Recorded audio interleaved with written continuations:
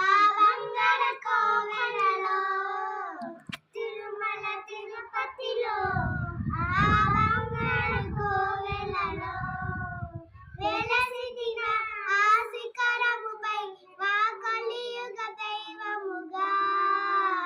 శ్రీ వెంకటరమణ చంద్రమందు పుట్టి వైకుంఠమున వెట్టి వేల కాంతులీను తల్లి నీకు మంగళం పద్మపీఠమందు నిలిచి భర్త కోటి అభయమిచ్చి భాగ్యమెంత కూర్చు తల్లి నీకు మంగళం లోకమంత కాల్చి